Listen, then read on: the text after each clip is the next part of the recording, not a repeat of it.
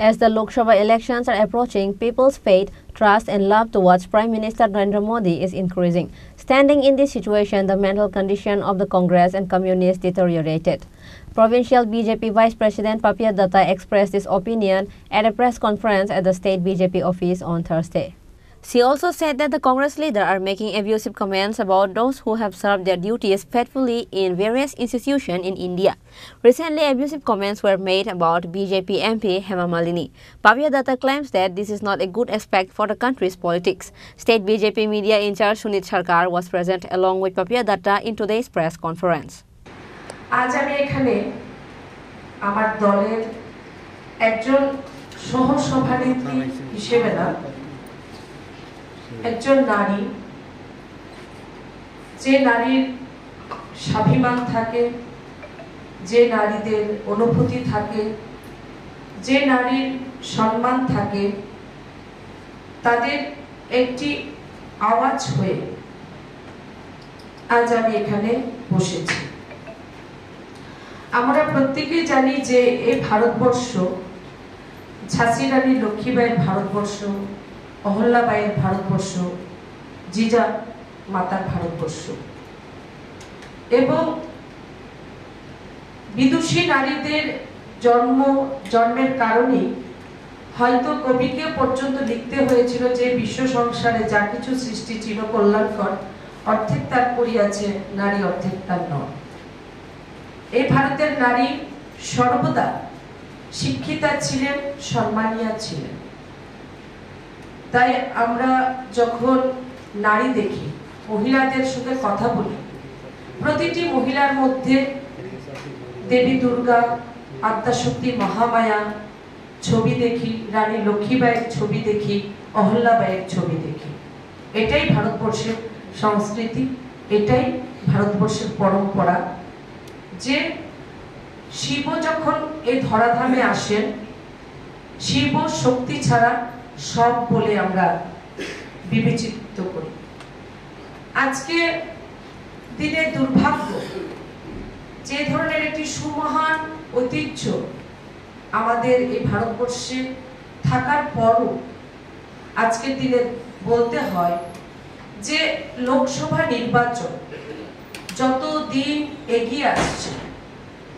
ভারতবর্ষের যশস্বী প্রধানমন্ত্রী নরেন্দ্র মোদীজির প্রতি এই দেশের আস্থা এই দেশের বিশ্বাস এই দেশের মানুষের স্নেহ ভালোবাসা যত বৃদ্ধি পাচ্ছে বিরোধী বিশেষ করে কংগ্রেস এবং কমিউনিস্ট তাদের যে মানসিক অবস্থা বলা যায় মানসিক অবস্থা তারা অনেকটা আমি বলবো আজকের দিনে হারিয়ে ফেলছে তাই একের পর এক বিভিন্ন রকম আপত্তিজনক তারা কমেন্ট করছে এবং ব্যবহারের মাধ্যমে এটাই প্রতিফলিত হচ্ছে যে তারা আজ সঠিক জায়গায় নেই বিশেষ করে ভারতবর্ষের বিভিন্ন সময় সাম্প্রতিককালে যদি আমরা দেখি বেশ কিছুদিনের সময়কালটা যদি আমরা দেখি ভারতবর্ষের বিভিন্ন প্রতিষ্ঠানে যারা গরিমার সঙ্গে যারা নিজের দায়-দায়িত্ব পালন করছে রাজনৈতিক ক্ষেত্র হোক সামাজিক ক্ষেত্র হোক বিভিন্ন ক্ষেত্রে তাদের নিয়ে কংগ্রেস নেতৃত্ব বিশেষ করে যদি আমরা দেখি কংগ্রেসের যিনি সাধারণ সম্পাদক রণদীপ সুরজেওয়ালা প্রবীণ আমাদের বিজেপি নেত্রী আমাদের সাংসদ হেমা মালিনীজির উপর কিছুদিন আগে যে নিন্দনীয় এবং অশালীন মন্তব্য করেছেন সেটা করার কারণে না শুধুমাত্র নারীর সম্মানে সেটা আঘাত হয়েছে এটা ভারতবর্ষের রাজনীতির জন্য একটা অশনি সংকেত বলে আমরা মনে করি তারপর দেখুন এখানে তথ্য অনেক আছে আমরা যদি আমি এখানে পড়তে যাই সেটা অনেকটা সময় লাগবে কিন্তু আপনারা যেহেতু মিডিয়া